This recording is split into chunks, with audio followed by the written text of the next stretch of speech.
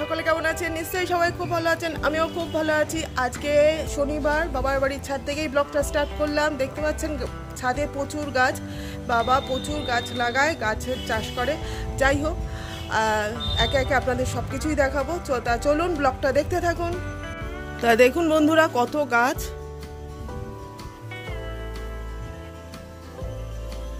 এটা হচ্ছে ঠাকুর ঘর। এদিকেও গাছ আছে প্রচুর।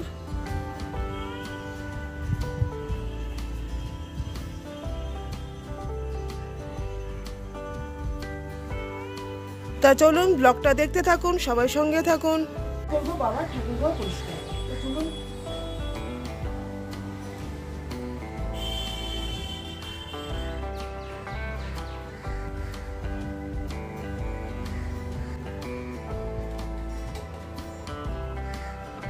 ঠাকুর ঘর থেকে ঠাকুরের বাসনগুলো নিয়ে এসে এবারে আমি ভাবলাম যে ঠাকুরের বাসনগুলো একটু মেজে দিই।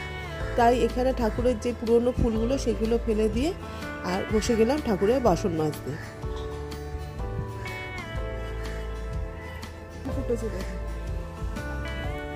আর এখানে দেখলাম কত গাছে ফুল হয়েছিল, সেটাই আপনাদের সাথে। এই যে দেখছেন অপরাজিতা, এটা হচ্ছে থোকা অপরাজিতা, প্রচুর হয়েছে ফুল, গাছ ভর্তি হয়ে গেছে। আর এখানে কলপাড়ে চলে এসেছি ঠাকুরের বাসনগুলো নিয়ে, ঠাকুরের বাসনগুলো মাজবো বলে। তা ঠাকুরের বাসনগুলো যাই হোক মেজে নিয়ে তারপরে গেলাম বাবার ঠাকুর ঘর পরিষ্কার করতে।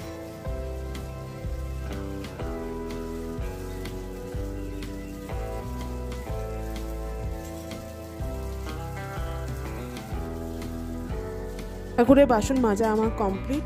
তারপর ভাবলাম ঠাকুরের ফুলগুলো বাবার তুলে দিই, তাহলে বাবার একটু হেল্প হবে।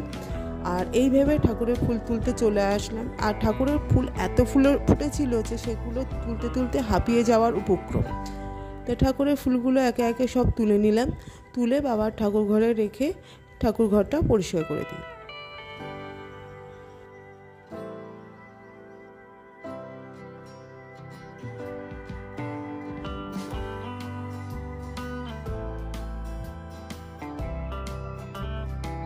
এখানে দেখুন কত ফুল ফুটেছে, লাল জবা থেকে শুরু করে থোকা অপরাজিতা, তারপর সাদা ফুল, বেল ফুল, প্রচুর ফুল ফুটেছে।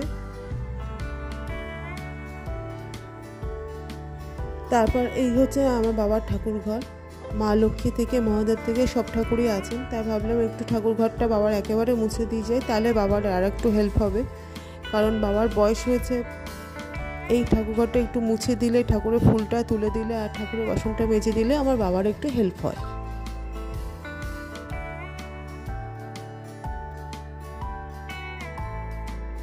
বন্ধুরা দেখতে পেলে বাবার ঠাকুর ঘর পরিষ্কার করে চলে এসেছি। গাছে প্রচুর ফুল ফুটেছিল, ফুলগুলো তোমাদের দেখালাম, খুব সুন্দর অনেক ফুল ফুটেছে, সব তুলে দিয়ে এসেছি। আর এখন বাবা গেছিল বাজারে, বাজার থেকে বাবা এসছে, কি কি মাছ এনেছে চলো দেখা যাক। এখন এই বয়সেও আমার বাবা বাজারে যাচ্ছে। যাই হোক, তা চলো দেখি কি বাবা বাজার থেকে মাছ এনেছে। এই প্লাস্টিকের মধ্যেই রয়েছে, চলো দেখি। এখানে এনেছে চিকেন, আর এনেছে ট্যাংরা, আর এনেছে পুঁটি।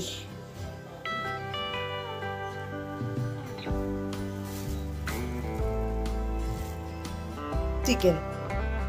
তা চলো মাছগুলো ধুয়ে নিই। মাছটা ভাজা বসিয়ে দিই। পুঁটি মাছগুলো ধুয়ে রেখেছি ভালো করে, নুন হলুদ মাখিয়ে রেখে দেবো। এটা আগামীকাল হবে, পুঁটি মাছের ঝাল আগামীকাল হবে।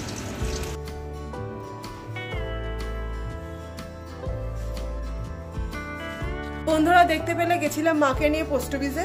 তা মায়ের একটু কিছু দরকার ছিল পোস্ট অফিসে, তাই গেছিলাম। আর এখন চলে এসেছি বাড়ি। রান্না বান্না সেরে মাকে নিয়ে গেছিলাম একটু পোস্ট অফিসে, মার কিছু পোস্ট অফিসে কাজ ছিল, তার জন্য ভাত করে তারপর যাবো স্নান করতে। স্নান সেরে এসে মা বাবাকে দুজনকে খেতে দেবো। তারপর হয়তো আমি আর ছেলে খাবো। ছেলে গেছে পড়তে, ছেলে ফিরে স্নান সারবে, তারপর দুজনে আমি আর ছেলে ভাত খাবো। তা চলো ব্লগটা দেখতে থাকো। ভাতটা বেড়ে নিই, থালা বেড়ে নিয়েছি, এক এক করে সব ভাতগুলো কমপ্লিট বেড়ে নিই। আর লাঞ্চের টাইম হয়ে গেছে, এখন বাজে ঘড়িতে 1:15।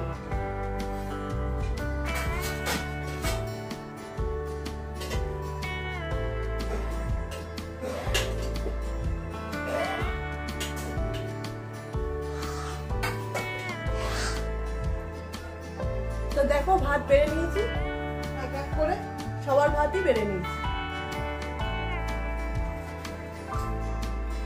চলো বাবা বসে আছে, খেতে দিয়ে দিই।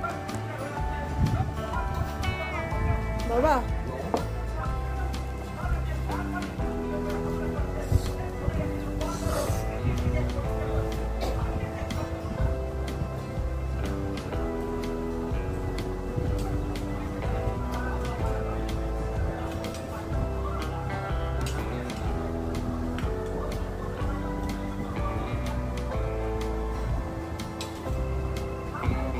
টেবিলে সকলের ভাত বেড়ে নিয়ে চলে এসেছি। আর বাবাকে তো প্রথমেই ভাত দিয়ে দিয়েছিলাম, তা বাবার মাছটা দেওয়া হয়নি, তাই বাবাকে মাছটা দিয়ে দিলাম। একটা আলু দেবো তো বাবা?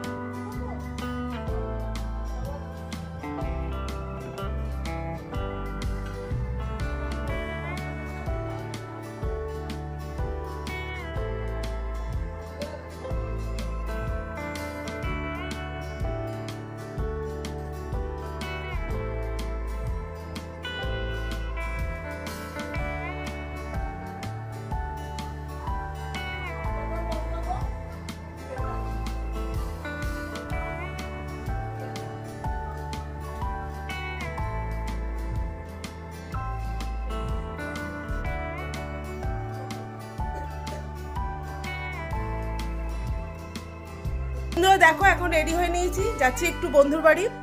আর লাঞ্চের পর তোমাদের সামনে আর আসতে পারেনি, যাই হোক এখন বেরোচ্ছি। তা চলো সঙ্গে থাকো, দেখতেই পাবে।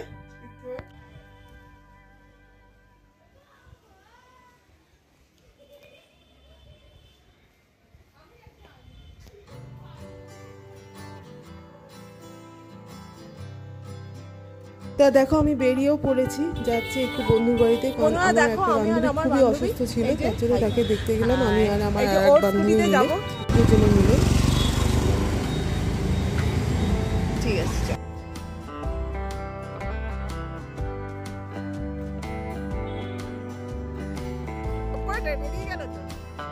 বন্ধুর মেয়ে, এই যে আমার কাকিমা চলে এসেছে আমার বান্ধবীর বাড়িতে, যেই বান্ধবীর কথা বললাম যে খুব অসুস্থ, অপারেশন হয়েছে ওর। চলে এসেছে এই যে ওর মেয়ে। আমার বান্ধবী খুব অসুস্থ। তো বন্ধুরা দেখো আমি বাড়ি চলে এসেছি, এখন বাজে রাত 9:30। তা আমার বান্ধবী ভীষণ অসুস্থ, ওর দাঁতের অপারেশন হয়েছিল, দেখতেই পেলে, তোমাদের সঙ্গে শেয়ার করলাম। ওকে তার জন্য দেখতে গেছিলাম আমরা দুই বান্ধবী মিলে। যাই হোক, তা ব্লগটা আর বাড়াচ্ছি না, এই পর্যন্ত। সবাই খুব ভালো থেকো, সুস্থ থেকো, টাটা।